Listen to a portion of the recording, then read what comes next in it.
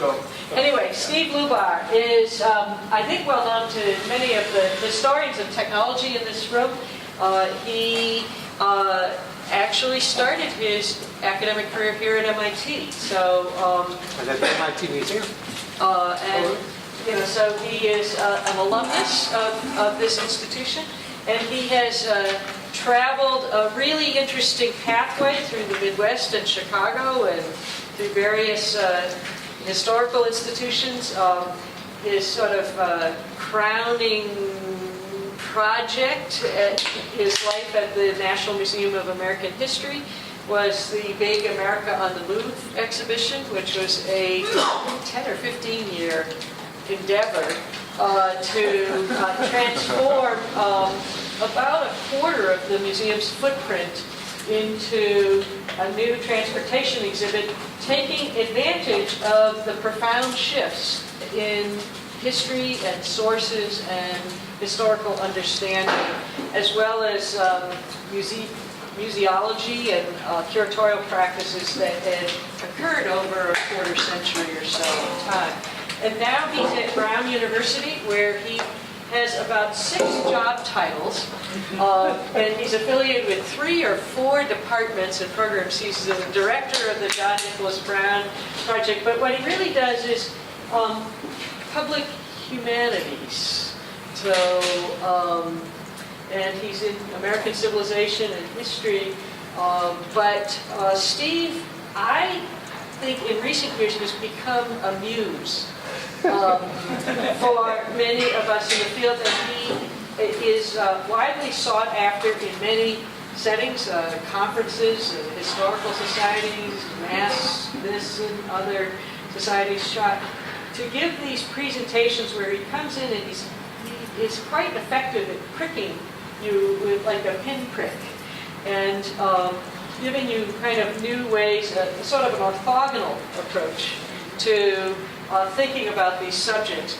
But I was struck by the fact that Lex and Steve's background. In Lex, you can see in his biography, this is a nuts and bolts guy who is readily familiar with coding and technology and is at the forefront of making these changes, the doing of them.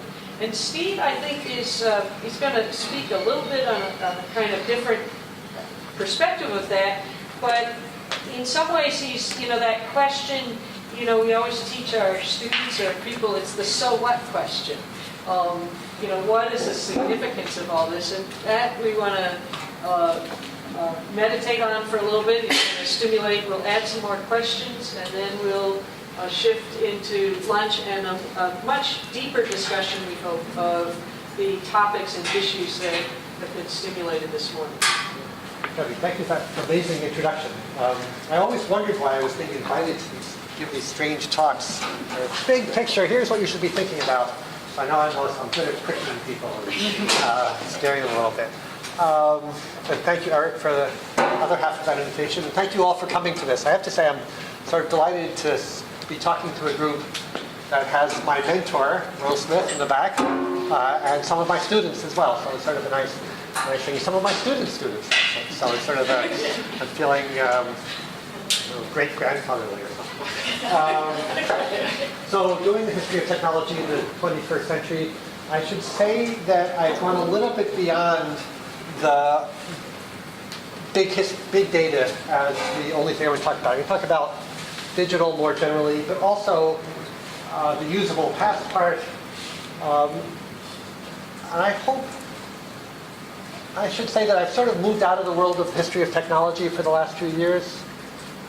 What I've really moved into is to the world of academic bureaucracy, but public humanities more generally is a sense of how to get the public thinking about the humanities. And I hope I can bring something back from that world to this world. So that's sort of the goal of this. So when I was asked to give this talk, I was giving a most scary set of questions. This was the questions that Eric sent me. It's sort of shocking. And my first thought was, I have to read these and I have to answer these. And then I realized, no, this is something else. I have to think like a cultural historian here and say, what is behind all of this? And I think This is what's behind all of that. Things are scary. Things are changing. What are we supposed to do? That's the only way I can read that big set of questions. But then I went back and I did my good historian things. I went back and looked at them again and said, well, maybe there are some themes here that they want me to talk about. You know, it's scary, it's revolutionary, but I went through and looked more closely and highlighted all the technology issues. So this is the questions that say technology is changing the way we work. And that's certainly true. How do we adapt to those? How do we deal with new technology? And it struck me that historians of technology should be good at answering that kind of question, but in fact, I don't think we are very much. We're not good at doing the sort of analysis we do on other people's technology on our own technology. So that was the first thing I went through.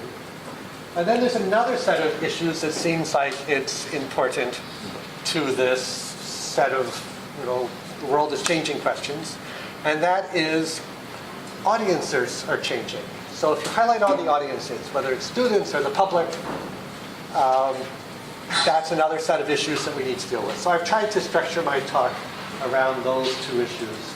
But again, coming back to the central focus, what's our role as historians of technology? How do we negotiate the changes brought on by new technologies? Why aren't we better at doing it? So I think the big question is, what do we do? The world is changing. But let's go sort of sources, new things. How do we collect them? What are the challenges? And I think it's fair to say that it really is a challenge. John Durant, director of the MIT Museum, has an article coming out. Actually, there's a special issue of the Journal of the Studies of History and Philosophy of Science on collecting recent science and technology. It's not out yet, but the papers are available. And he points out that we're not done a good job at this. He says specialist museums haven't done a good job. I'd argue that general museums are even worse. And there's lots of good reasons for that. And if you just go through some of the articles, some of the challenges, none of this will surprise you too much. Anybody who's tried to collect recent science and technology will find all of these challenges. So scale, is the obvious one. Everything's connected in giant global networks. How do you deal with scale when you are scale that's big? The physical size of things. If you want to collect an airplane, they're pretty big. If you want to collect a chip, they're pretty small, neither of which make for easy storage or display. Or I guess make for either easy storage or easy display, but rarely both. So lots of issues like that. The big question of things are changing quickly. There's so much out there. How do you select it? Things are black boxes. Everything is driven by software with a screen on front of it. What do you collect? How do you tell those things? So there's just a lot of these challenges that are out there. I like to use the example, sort of the one that everybody has around, has in their pocket. How do you collect an iPhone? Suzanne Fisher and I have an article coming out in Contemporary Collecting, trying to figure out how do you tell the stories of the iPhone? How do you tell contemporary consumer technology stories? And you just think about what you call the iPhone problem. The systems that are necessary to make an iPhone work are sort of remarkable. You need a Wi-Fi system. You need a GPS system. You need a telecommunications system. You need an app store. You need a music store. The number of connections is sort of astonishing. The software-driven artifacts. This thing in a museum 50 years from now with the battery dead is sort of not a very interesting object. How do you collect what's interesting about this? They change, every year. There's a new, bigger, better, more amazing model. Which one of those do you collect? And they're so much user defined. Everybody's iPhone looks different, either physically, you have the cases, or the things you add to them, or how they're set up inside. So they're sort of the classic problem. How do you collect an iPhone? There are ways that museums have tried to do that, and it's mostly is you bring them back to life by capturing stories around them. So the Smithsonian American History Museum, in thinking about, in doing its 9/11 collecting, went and found cell phones that told stories. The things themselves, they weren't collecting for technology, they weren't collecting because of a particular iPhone that was technically important. It happened to be part of a larger historical story. That seems like one of the things to do. The other thing they did is they collected the stories of the people who use these things. They videotaped them. They went beyond just the object. The point I want to make is that I think this is different from in the past, but not all that different. And in fact, while the networks of your iPhone are sort of obvious, it doesn't work without the networks, these sort of contemporary collecting objects, contemporary networked objects, really just call attention to the fact that there have always been really complicated networks around our technologies. So you can collect a light bulb, and there's sort of a big electrical network around it. It's a whole lot more obvious today, and it's a whole lot, and I think it's more obvious to people, to everyone, that their phone needs this. Transportation is not just the car, it's the highway. So let us open up and think about things more. Another kind of collecting issue is the actual collecting of software, which I remember at the American History Museum, which has been collecting software for a long time. There were in the computer storage room, the old folks in the room will remember green bar paper, the big 11 by 17 sheets of paper, and there were stacks of them on the floor, 2 feet tall. This was a printout of a program. This is how we collected software.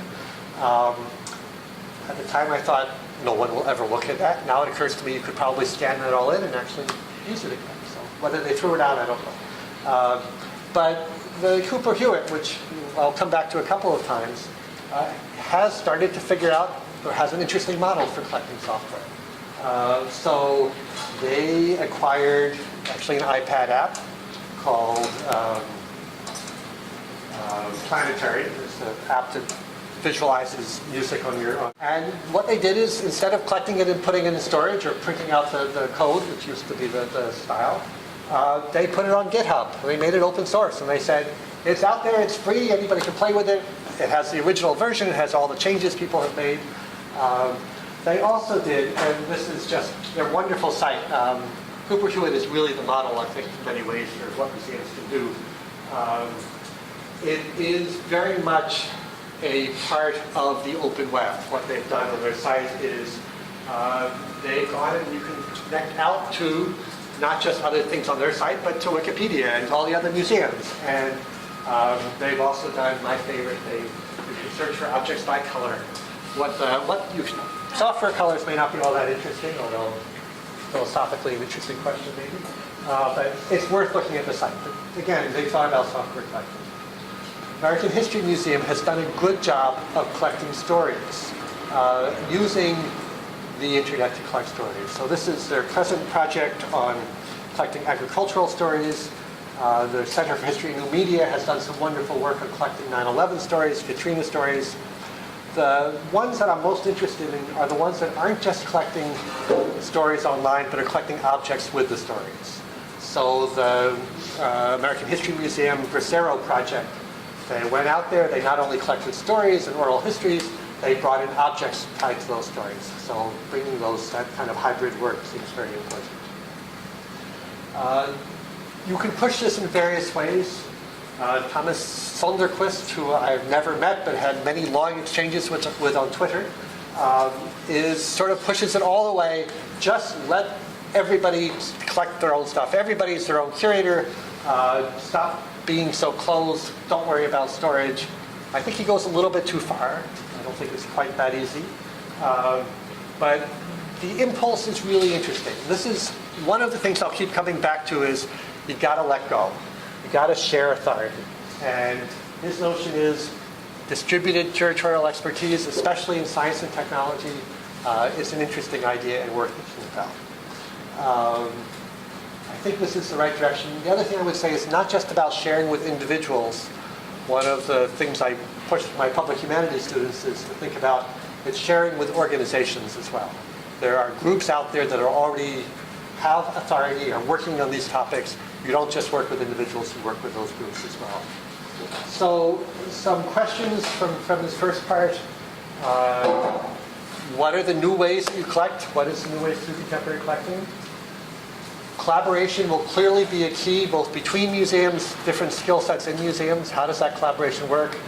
Both on a personal level and on a technical level. How do you make those systems interact? How do you use the expertise from beyond the museum? Museums are getting poorer and poorer. How do you open up to use new expertise? And then I couldn't resist, we've heard about charismatic megafauna, zoos, or that's what people go to zoos for. Charismatic mega objects, I think, are what museums, those things will be saved. There are buffs out there to collect cars. NASA will collect space shuttles. How do you get beyond those things? That's our job. Okay, next section. So you've got all this stuff. There's got to be new ways to think about it, new ways to interpret it, to present it. Thinking especially here of how the digital changes some of this. 4 general thoughts I'm going to offer here on how what digital means for museum work especially, but for the history work. One I've already mentioned, but it keeps coming up. Collaboration is really key. Digital work requires a team of expertise. I don't think the answer is historians are going to become coders. Some will. I think the answer is you need to find people to work with. And with my bureaucracy hat on, the thing I'm pushing at Brown is you need to hire new kinds of people it's not computer services used to provide hardware. They need to provide software support too. They need to work with faculty. They need to work with students. So how do you set up that team? Museums have always had teams. Somebody mentioned earlier, you work with designers, you work with people with other kinds of skills. We need to broaden those teams out. Number 2, this is back to my letting go theme.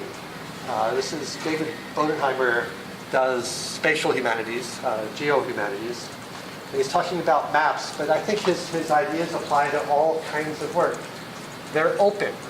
You want to build your systems that allow other people to participate in the conversation.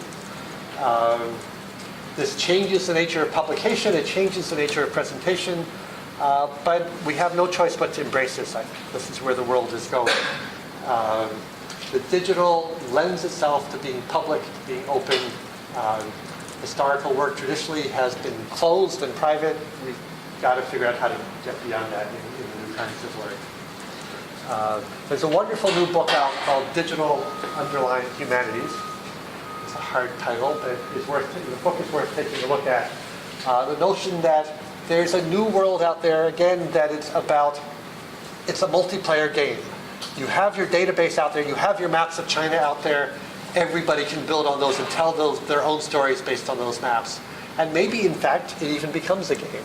There's a wonderful project out of UCLA, the Roman Empire, which is basically transportation routes of the Roman Empire. And you give it a date and you give it 2 places, and it tells you how long it would take to get there by the fastest way, if you're shipping wheat, whatever it might be.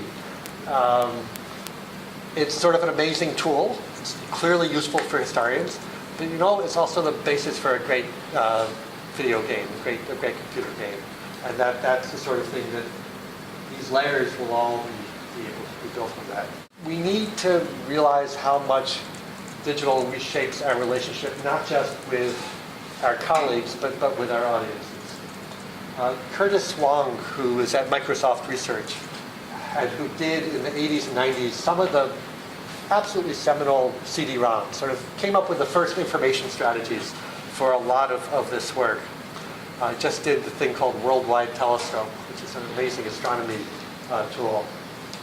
He says the model for his presentations have all been basically the same, that there's a narrative, sort of looks like a video, looks like a video presentation, a movie, but that at any point you can stop that narrative dig down, find the sources for that narrative, find the arguments beneath the narrative, and at any point you can also switch from that narrative to another narrative. So it's this trick of and then now with the web, having lots of different narratives that other people can add to it. So this trick is, it's no longer, well, like we heard earlier today, it's no longer a single book with the footnotes that you can't really check out. All those footnotes are live, they're all available. There's a story being told, there's also lots of other stories being told. We're building layers rather than writing books. Okay. Finally, two other kinds of considerations, not so much digital, but just more generally. Letting other people tell our stories. This is in the history museum world, the buzzword that everybody uses is sharing authority or shared authority. We've got to let people in, we've got to let them tell other stories, not just for collecting, but also for interpretation. And finally, there's a literature out there that is worth looking at on writing contemporary history. What is different when you try to, say, work in the last 20 years? I realize my students in American Studies, nobody wants to look at anything before about 1980. That history sort of starts in 1980, which I find enormously amusing, but that's where the field is going. So lots of people want to do recent history. The title of this is, of course, from Monty Python and the Holy Grail. No, I'm not dead yet. The people are out there, they're still part of the story. They're still involved with what you say about them. There's four differences that Rene Romano talks about. There's too many sources. They're unusual sources. That's what the digital sources we've been talking about. There's not enough historiography. That is, nobody's done it before. There's no sense of finality, and there's not enough distance. So the real question that you have to think about when you're doing work on recent history, recent digital history, when you're collecting recent things, how do you get over the fact that you're not going to tell the final story? There are other people out there who are going to tell different stories, and the people who were involved, the subjects you're talking about, are out there telling their own story as well. So those are good questions. To sum this all up, just some questions for conversation. What changes? What new opportunities? What we have to guard against? How does being open change our relationship with our colleagues and with our audience? How can we be open? Not just in terms of exposing our data, but open to other stories being told about the same data, and how can we let go? So those are sort of challenges. Move on to my third set of categories, the new voices. There are lots of other voices out there, and here's where I have to be a little bit hard on the historians of technology. We are not well represented in the new voices.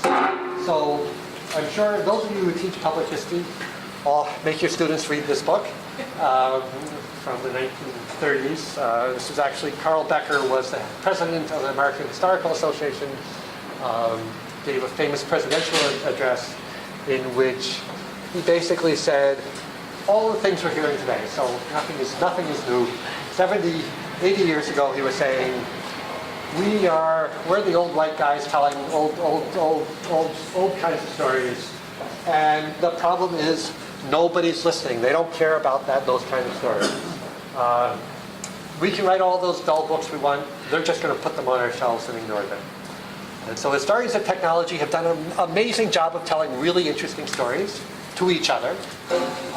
Meanwhile, other folks are out there telling stories that a lot more people are listening to. So the most egregious or best example, to my mind, is oatmeal. Everybody know this story? Yeah. It's sort of amazing. So if people want to know about Nikola Tesla, there's a wonderful new book out, but I am sure that many more people will go to Oatmeal, which is an online comic site. And this is the whole history of everything you need to know about Tesla. Mostly wrong, but it's all there. And not only is it all there, the next step that Oatmeal did, I don't know if Oatmeal has a real name in that, but the next step that he did is, let's build the goddamn Tesla museum. And you see how much he raised for this museum. Now this is, I know very few historians of technology who have written a book and then raised this kind of money for a project. Maybe it's next step for the Edison papers is get Oatmeal to take them on. But I don't think so. Probably not. Probably not. But there's a world out there that's providing lots and lots of data, lots and lots of stories about technology. It goes on whether we admit it or not, whether we acknowledge it or not. And if we're serious about reaching out to the public, this is what we've got to look at. Now, the plus side of this is that there's an amazing fascination right now with technology. Over the last couple of decades, the New York Times every day will have a dozen stories on technology. It's sort of amazing how much interest there is in our field. Every big city now, every small city has a maker's fair. There are people who just love technology. There's the science festivals all over, bringing in tens of thousands of people. None of them do very much history. None of them bring history into this. I'm trying next year to bring some steam engines to the Maker's Fair in Providence to see if I can sort of suggest that there's a possibility there. I have to say the NEH turned me down on this proposal, but that's another story. So there's interest, but people are turning elsewhere. So the TED Talks. So I have to tell you a story. Robert Friedel and I were hired as consultants on NEH money to go to the Rochester Museum of Science and History to work to advise them on their new invention exhibit. And the first thing they did when they set us in this room with all of their staff and all of their consultants, they said, and now we're going to sit and watch some TED Talks about invention and technology. That was much more interesting than anything that these historians, these fellow historians had to say about technology. These were real inventors talking in 15-minute, really well-produced little segments about history of invention and what invention is all about. There's a wonderful article I recommend from the New Yorker on what makes TED work, what makes it different from academic history. And it's enormously successful. The average TED video gets 40,000 views within 24 hours of it being posted. 7 million views a month for TED videos. I won't even start on the edX and all of the MOOCs that are out there with free videos on every topic. This is where the world is getting its information about technology right now. And it's something that we should be doing better with. There are other places. I'm sure lots of you look at Boing Boing. It's really good for history of technology. They care about technology. It's pretty much not what the professional historians of technology are publishing. New York Times, every week on Sunday. Who made that? History of technology. History of technology column every week in the Sunday New York Times. I don't think any of the essays have been written by professionals who call themselves history of technology. The web has made possible 1 million buff sites for every kind of technology you can imagine. This is New York City subway history, anything you can imagine. The pictures are out there. They don't need us to reach a big audience. They don't need museums. They can, you go on Tumblr and you can take pictures from anywhere and tell your own story. Some of this actually is pretty good, and I think I don't want to make fun of it all. The Atlantic is doing a very good job with technology. Slate Vault, Slate's history project is doing a really good job. But there's an awful lot of really bad history out there. There's 1 million technology sites, all of it very shallow, most of it very shallow. We should be there. We should be in those things. There's an interesting literature now that's coming up. Henry Farrell calls them the tech intellectuals. And you know who these folks are. These are the folks who are writing about the big picture of technology. Some of these, people like Chris Anderson of Wired magazine or Jaron Lanier. They write these big books, they make a splash. If people want to know about technology, these are the folks that they're going to. What Farrell talks about is the modern world of these tech intellectuals of the web is what he calls the attention economy. And we can either play in that attention economy, which means simplifying, making things short and easy, or we might be able to figure out a way to combine the attention technology with what we already, attention economy with what we already do. Is there an academic attention economy? And what I want to ask is whether we can draw from public history and public humanities and say, they have thought a lot about the attention economy. They were not on the web, but say in a museum exhibition, when you have 10 or 15 seconds to get somebody's attention, is there a way that we can combine those things and make a new kind of history of technology that reaches a new audience? This is just a little bit more, this is what works in an attention economy. We've got some of those things, we haven't got others. Let's think about how we can get them. So to end this section with just a few questions. How can we be part of it? Should we be part of it? Is there a way to take advantage of these new audiences? I've thought long and hard whether to talk about health food and fast food or junk food for this. I'm not really sure those are the right terms, but there is a difference there. We're offering something different. You need both. We ought to be able to figure out a way to do that. And then again, public historians might be a place to go. So it's not just that this is the right thing to do, or that it reaches our audiences, or this is what we need to do to because we're eager to reach people. It's also, I think, the case that the folks who are funding us, both in the public history side and the academic side, are going to demand this more and more. The museum side, famous quotes from Stephen Weil, museums are turning into places that are for someone. They're about an audience. They're not about a thing. They're not about a topic. We need to figure out how to meet those new demands on museums. And some of these are quite explicit. This is at the, I can't quite read it here. This is at the absolutely amazing new Riverside Museum in Glasgow of Transportation Museum. And the end of this label says, do you think you have enough? Could you be a policeman? Here's where to apply. The level of job training and job connections in some of the new museums is quite remarkable. The people in Rochester, basically the goal of their exhibit on technology was people should get jobs working in technology. So that's where we are. Universities have a whole new set of demands.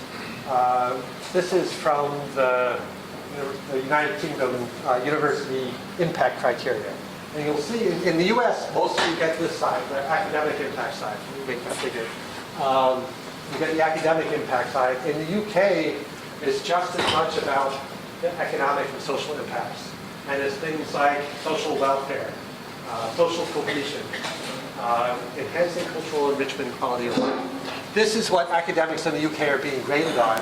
And every single professor at Glasgow, where I was, needs to fill out a form saying, here's the impact I've had on the community. Actually, I think this is a good thing. The folks there, after protesting and thinking it was awful, discovered, in fact, they were doing lots of interesting stuff. Started to talk to new people in new ways because of it.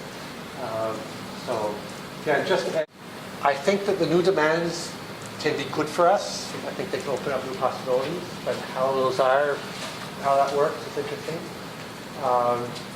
And then how can we respond to the public needs? That's what the bottom line for me. Other thing that I think is worthwhile remembering is that, especially on the museum side, there's actually a long history of change. Museums have not always been the way they are. If you look over the last 150 years, they have been useful in a lot of different ways. Most of my scholarly work now is history of museums.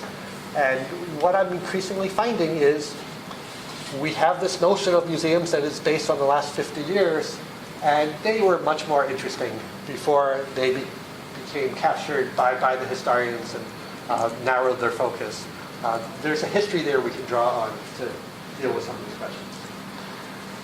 So finally, some final thoughts on opportunities and some examples to go back to what roles do historians of technology play for the 21st century.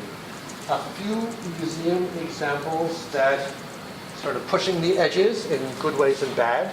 Not all of them work. I should mention here the MIT Museum, which has actually gone through a lot of changes in the last decade or so and has opened up to the MIT community, to the Boston community, and around the country through the science festivals. It's really thought new ways about bringing history to a wider audience. First museum that I worked at after I graduated was this very odd place, the Charles River Museum, which I'm not sure I'd recommend you go, but it's an interesting model, and that is completely run by volunteers. It's not got a story that it tells a whole lot, but it's do-it-yourself museum. It's do-it-yourself collections in some ways. It's giving the buffs, the folks who care about the history, a place to tell their stories, and it's sort of a neat place to hang out and to visit. One that I would recommend you all visit, I think a fascinating model, the Eli Whitney Museum and Workshop in New Haven, sort of got out of the Eli Whitney business, got out of the history business, but is now the largest provider of after-school programs in the state of Connecticut, and teaching kids to build things, teaching kids to design things, and doing an amazing job of it. They have some history, they pull it in occasionally, but they're moving on to do really amazing work beyond the usual, starting with history, but doing new and exciting things. Franklin Institute more or less gave up on history, became mostly, we say, a science museum, but in fact has also opened up to new kinds of programs. Thinking again about how to reach the folks who live nearby. Henry Ford Academy. Henry Ford decided that, actually in this case going back to its roots, Henry Ford set up his museum as a place to train apprentices. And they've gone back to that and they've set up a charter high school. It's a stretch in some ways from the audience they had thought of themselves focusing on, but they have they've expanded their audience, and at the same time they've gone back to their roots. Brooklyn Navy Yard, highly recommend. If only to see the kind of money that is floating around in New York to do projects. But again, this is museum on one side of the building. The Brooklyn Navy Yard has become an industrial park. Museum on one side of the building, and a job training center whose participants take inspiration from the work talked about in the museum. An interesting model, and seems to be working. I mentioned the Rochester Museum of Science and History. This is the goal of their history exhibit, is increase science literacy, encourage young people to become scientists and apply those skills, and get jobs in the field. Pretty explicit. How the history will actually fit into that, I don't know. So let me end with some suggestions and two big questions.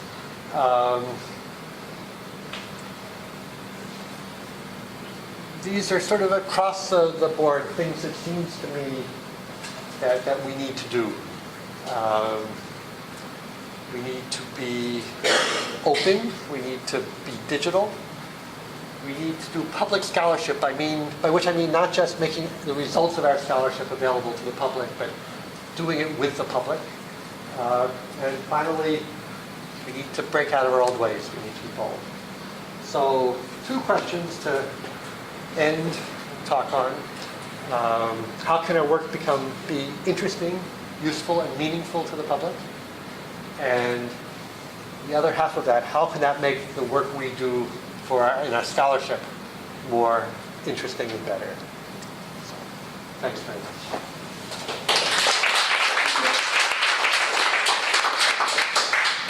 So as we did before,